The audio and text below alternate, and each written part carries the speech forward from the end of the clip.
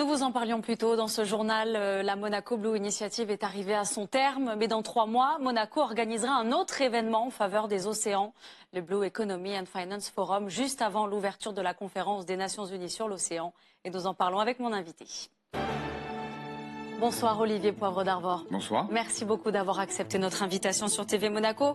Vous êtes l'ambassadeur français des pôles et des enjeux maritimes. Vous êtes aussi l'envoyé spécial du président français Emmanuel Macron à cette conférence des Nations Unies sur l'océan à Nice. Et vous êtes à Monaco puisque vous avez participé aujourd'hui à cette Monaco Blue Initiative au musée océanographique. Pourquoi avoir choisi d'y participer justement ? Parce que ce rendez-vous annuel est un marqueur, je dirais le grand marqueur bleu de la planète, depuis déjà fort longtemps, tous les ans. Il y a ce moment qui permet à la fois des scientifiques, à la fois à des organisations non gouvernementales, à des politiques, à des leaders, à des responsables d'entreprises, de penser la mer et l'économie de bleu de demain. Et que quand on prépare en effet une grande conférence des Nations Unies, d'abord on doit y aller, et puis surtout de rendre hommage à ce rendez-vous qui fait que cette marque bleue en fait est celle de la principauté de Monaco dans le monde. Et s'il y a bien eu un leader avant que tous ceux qui vont nous rejoindre à Nice se rassemblent pour le bien de l'humanité de l'océan, c'est bien un leader qui a porté tout ça depuis si longtemps, c'est bien le prince Albert II. Et cela prouve en effet la mobilisation de la principauté et du prince souverain. Justement, vous qui êtes en charge d'organiser l'UNOC pour la France, c'est primordial pour vous d'avoir le soutien d'un chef d'État dont le prince souverain ? C'est essentiel.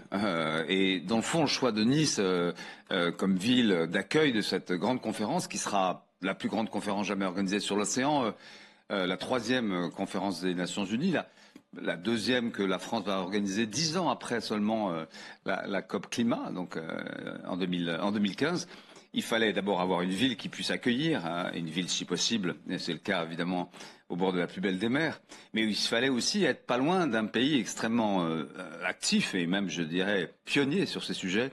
Et c'était un choix tout à fait décisif. Et j'ai présenté très vite d'ailleurs à Monseigneur la perspective de l'UNOC pour avoir son assentiment sur la possibilité que Monaco soit plus qu'un partenaire, un associé de cette conférence.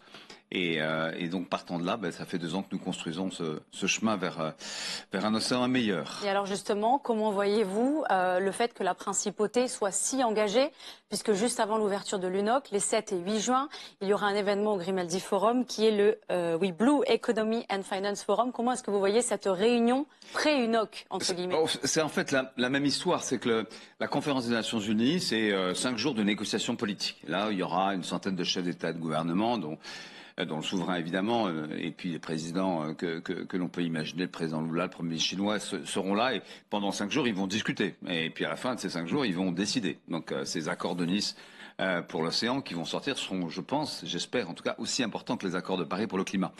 Mais avant, les Nations Unies demandent aux organisateurs d'organiser quelques événements très mobilisateurs sur des sujets de fond et pas de la discussion politique. Il y avait 3 sujets, et notamment l'économie et la finance, évidemment, qui est un vrai grand sujet.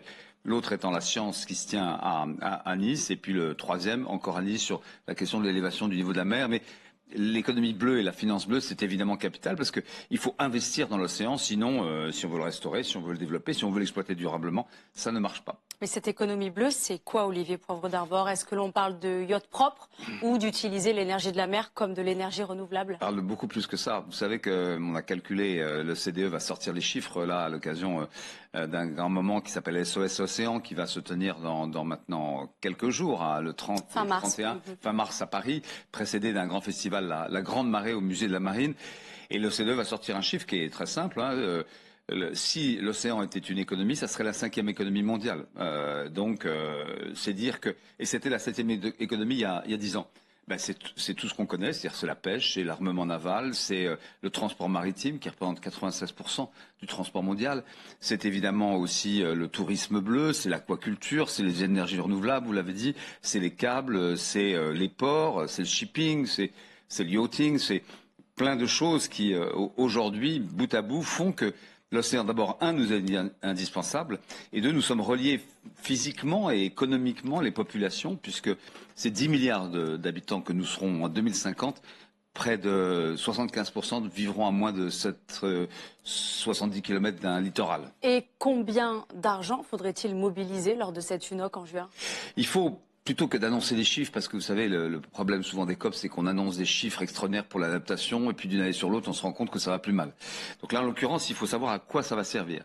D'abord, il y a le travail de restauration d'un certain nombre d'écosystèmes qui sont détruits, les mangroves, la biodiversité qui est menacée, etc. Et donc, il faut trouver les mécanismes, et là, donc, créer un fonds bleu qui sera alimenté par un certain nombre de philanthropes, d'entreprises et d'États. Et qui va le gérer? Qui va le gérer? Ça va être la discussion. Ça sera certainement autour des Nations Unies, mais c'est la discussion qui va se tenir.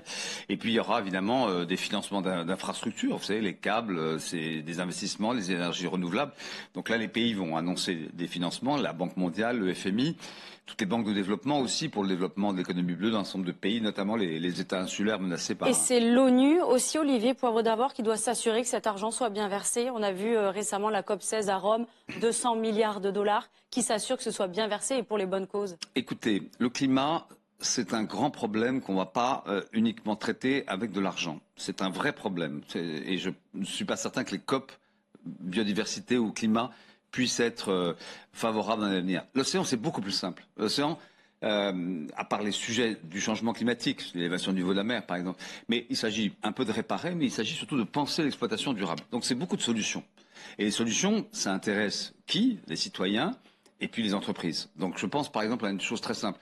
Dans quelques semaines, j'espère, à Nice sera ratifié un traité de la haute mer. On va enfin avoir une gouvernance pour 60% de la mer.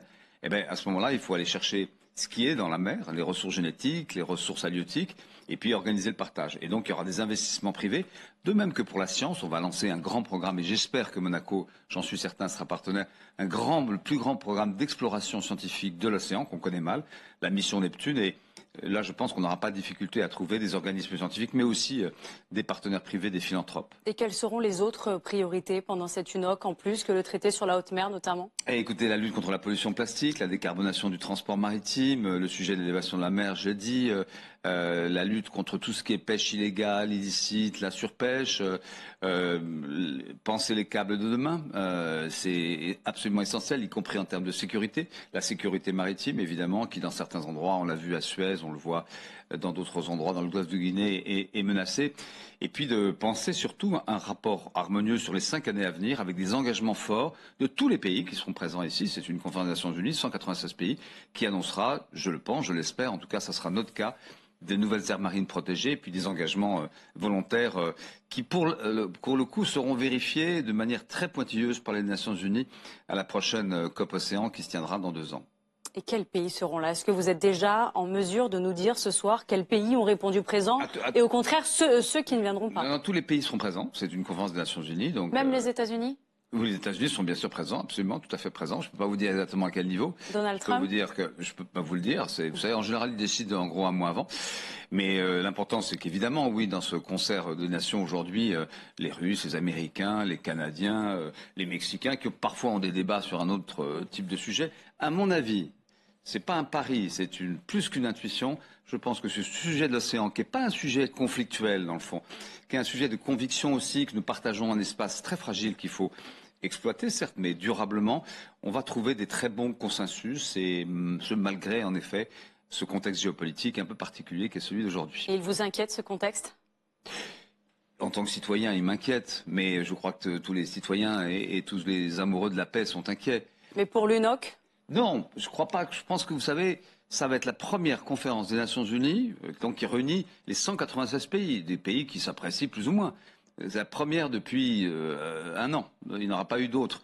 Donc ça va être, je pense, le moment où, j'espère, un certain nombre de solutions ont été trouvées. Et surtout, les pays auront envie, comme pour le traité de l'Antarctique qui a été signé dans la pire période de la guerre froide, d'instituer une sorte de croyance dans la science, dans la connaissance et dans la paix. Voilà. Mais il y a un autre enjeu, Olivier Poivre d'Arvor. Comment convaincre monsieur et madame tout le monde qui subissent l'inflation, qui ont du mal à boucler leur fin de mois, que l'environnement est important, que l'océan est une priorité? Comment les intéresser, eux?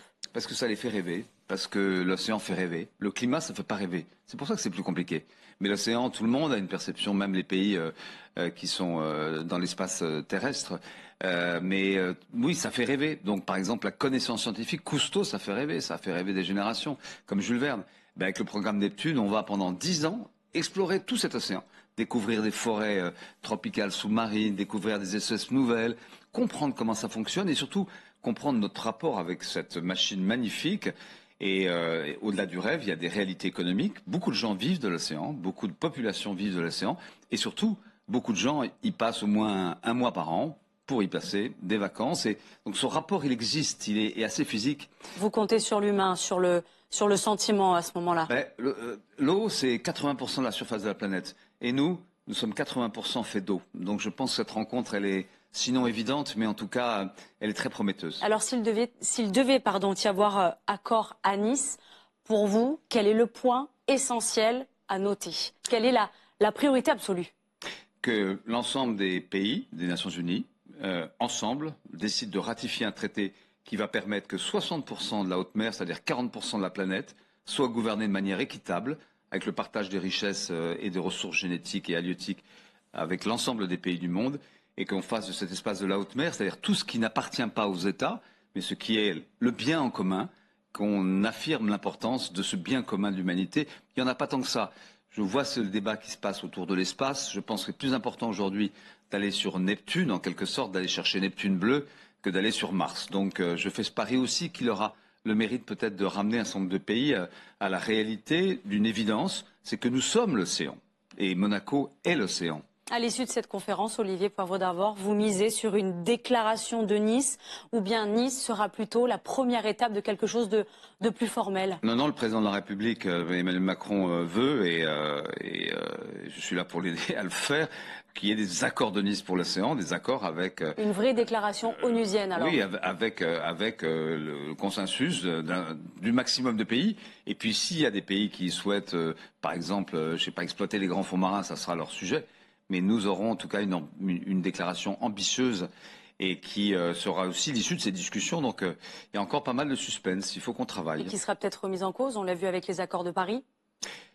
L'important, c'est qu'il y ait un accord. Après, rentre et sort qui veut. Et on peut très bien, notamment y compris aux États-Unis, par le fait même des gouvernorats, enfin des gouverneurs et des régions et des villes et des États américains, peut tout à fait remplir en quelque sorte les engagements des États-Unis. C'est pas nécessairement à la Maison Blanche ou au Kremlin ou dans telle ou telle chancellerie que se font les choses. Ce qui compte, c'est les citoyens et les usagers de l'océan, notamment le monde de l'entreprise. Merci beaucoup Olivier Poivre d'Arvor d'avoir répondu à nos questions sur TV Monaco. Nous serons certainement amenés à nous revoir puisque TV Monaco va suivre bien sûr cette conférence sur les Nations Unies et l'événement que Monaco organise juste avant. Merci beaucoup. Merci à vous.